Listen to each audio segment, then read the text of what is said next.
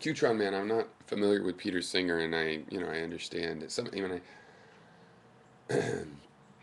I I'm not defending his particular take on this, but I have a similar one. The difference between me and a lot of the total relativists in terms of speciesism is that I am a human. I admit that, and that's the center of us being speciesist. You said it was our separate. No, no, we didn't justify our special interest in humans after millions of years of separation from the other animals. And also, it's kind of, you say our intellect. Really, you can take anything you want about humans and say that's what separates us. But what really separates us is 6 million years, and that's a long time. That's the closest relative. Okay. But the funny thing is, we found a lot of um, other kinds of humanoids and simian type animals that are missing, like Neanderthal. It's kind of a big gap, and it's probably because we're so territorial as a species. We're the kind of animal that kills other species that are competitors to us, like a lot of predators do. And we have, I think, probably wiped those out. We've created the gap. You know, the reason there's a 6 million year gap is because of our speciesism.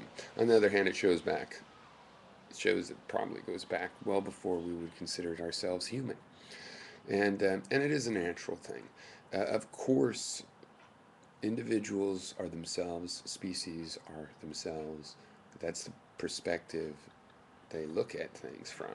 On any scale, when you find an identifiable individuable group, including group of cells you identify as a human, that's the point of view they work from. We're naturally species. Now, I don't believe the whole thing of, oh, we're all racist in the sense that we all have to be racist. No, but we all do make, judgments and categorizations based on species, and that could include race, and that can include color of dress, the colors somebody decides to wear. You have to take this all into account. I mean, the point of not being racist is not to have crazy, petty, negative, pet peeves about those things. But of course, they still have meaning to us, even when we want to subtract that meaning out because we realize, well, it doesn't really make a difference in this case or that case. For example, with race, it's something we might as well go, well, it pretty much doesn't matter. It looks like a much bigger difference than it actually is. So we should take that into account and subtract its import from the impaired import into a more rationally measured import. The fact is, we don't have any more right to anything. We're not that more special in any fundamental way, according to me. Um, but relatively special, well, yeah, relative to myself, humankind is very special, right? Because I wouldn't even be here without it being here, and my future survival and my offspring are going to be humans. So, of course, I have a reason to look at things from the human perspective, but it would require a metaphysics and a God to say that the universe is on my side somehow, that the universe thinks that I'm special. The universe doesn't really care about my specialness or any other thing's specialness. Things are naturally unique. Things are naturally special. Um, it is true that these arguments defeat some of the reasons people have used to abuse animals, and they really have. It's really ridiculous because, yeah, the ancient indigenous people did not have some fairy tale line with the lions kind of existence,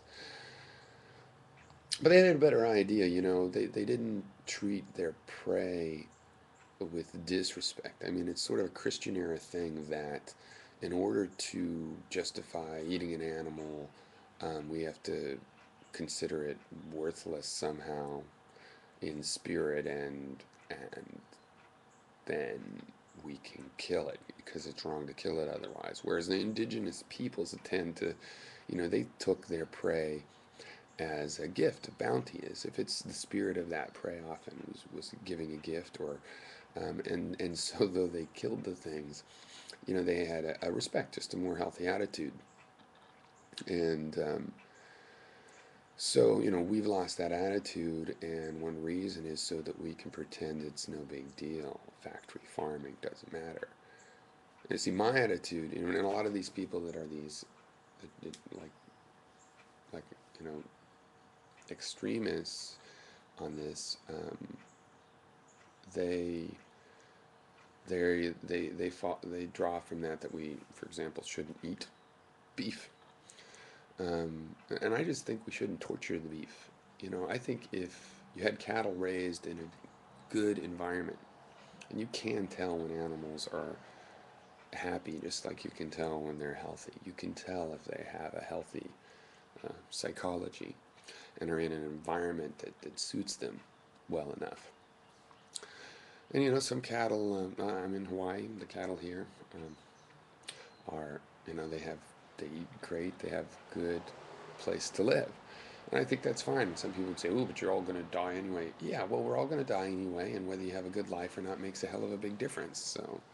Um, so that's how far I take it. I don't take it to the point of, "Oh, well, you can't eat." I mean, it's obvious that we are carnivores. We probably could evolve to be vegetarians since we're omnivores, and I can't say that somebody has to be compelled to do that. It's a pretty natural thing to eat other animals, but it's also natural for them to live in a healthy environment, not be feeding cows, other cows, and this weird shit we've been doing.